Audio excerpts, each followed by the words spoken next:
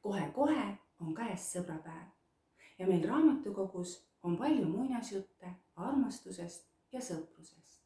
Üks neist on Osseedi muinasjutt, mis on kallim. Kunagi ammu ühes kauges külas elanud kord kaks noormeest.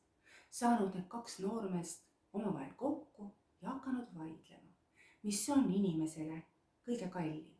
Esimene noormees öelnud, et oleks mul ometi 100 mära, siis oleksin ma maailma kõige õnnelikum. Teine noormees mõtles natuke ja ütles, et milleks mulle 100 mära. Oleks mul 100 ustavat sõpra, siis oleksin ma maailma kõige õnnelikum. Mõne aja pärast saanud need kaks noormeest jälle kokku ja kohe alanud tuline vaidlus, mis on inimesele kõige kallim. Ja lõpuks nad otsustanud, kes peab kõige kallimaks hobuseid, läheb laia maailma ja otsib sealt hobuseid. Ja see, kes peab kõige kallimaks sõpru, läheb laia maailma ja otsib sealt enesele sõpru. Nii läinud need kaks noormeest kumbki oma teed. Läinud nüüd aega mööda, kas vähe või palju, aga ühel ilusal päeval said need kaks noormeest oma kodukülas jälle kokku ja hakanud teineteisele küsimusi esitama, et kuidas sul siis laias maailmas läks. Ja esimene noormees vastanud, mul on nüüd 99 mära. Seepeale öelnud teine noormees, sul on ainult üks puudu, sel juhul kingin ma sulle enese hobuse, kõige ilusama ja kõige kiirema. Seepeale öelnud esimene noormees, et sel juhul olen ma sinule ustavaks sõbraks. Ja siis öelnud teine noormees, nüüd on mul 100 sõpra ja ma olen maailma kõige õnnelikum.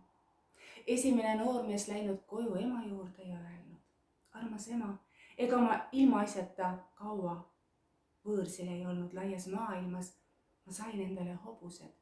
Ema näeb, mul on 100 mära ja mõne aja pärast saavad need märad kõik endale väikesed varsad ja nemad omakorda endale varsad. Ja nii olen ma varsti selles piirkonnas kõige rikkam ja kõige jõukam mees. Ema rõõmustanud koos pojaga. Läinud ema juurde ka teine noormees, kes hüüdnud juba eemalt. Armas ema, ega ma ilmaasjata kaugel võõrsil ära ei olnud. Kas sa tead, ma sain enesele 100 ustavat sõpra. Ema rõõmustanud koos pojaga, aga jäänud siis mõttesse. Armas poeg, ära hinda oma sõpru nende sõnade, vaid hinda nende tegude järgi. Sa pead oma sõbrad proovile panema, öelnud ema. Seepeale küsinud poeg. Armas ema, kuidas ma saan oma sõpru proovile panna? Ja nüüd öelnud ema. Sa mine oma oletatavate sõprade juurde ja kuuluta neile, et sinuga suur õnnetus on juhtunud ja sina kogu oma varandusest ilma jäänud. Ja vaata, kuidas sõbrad sinusse siis suhtuvad. Veel sel samal ööl võtnud noormees hobuse, istunud hobuse selga ja kapanud oma sõpru otsima. Aga täpselt sel samal ööl tulnud ülevalt mägedest röövlid ja varastanud teise noormehe hobusekarja. Kui noormees hommikul ärkas ja ei leidnud ühtegi hobust, kõndis ta mööda küla ja küsis vastu tulevatelt inimestelt, et kas need tema hobuseid näinud on. Aga vastus oli kõigil üks. Ei ole näinud, ei ole kuulnud. Nüüd läks noormees koju, võttis 2 käega endal pea ümbert kinni ja ütles, et mis oli sellest varandusest ja rikkusest kasu, kui see oli ainult nii lühikest aega. Nüüd olen ma ju maailma kõige õnnetum. Mul ei ole mitte midagi. Ja nii ta seal istus. Aga varsti tuli koju teine noormees ja hüüdis eemalt juba oma emale. Ema, mul on tõeliselt ustavad sõbrad. Kui nad kuulsid, et ma olen kogu oma varandusest ilma jäänud, küll nad pakkusid mulle siis enda raha ja oma kariloomi. Ma küll ütlesin neile ei, aga nad ikkagi pakkusid. Ema, vaata. Ema tõstis pilgu ja mida ta nägi? Nende küla poole tulid igast ilmakaarest inimesed, kes tõid midagi kaasa, kellel oli hobune, kellel olid linnud üle õla, kellel oli toitu kellel oli heina.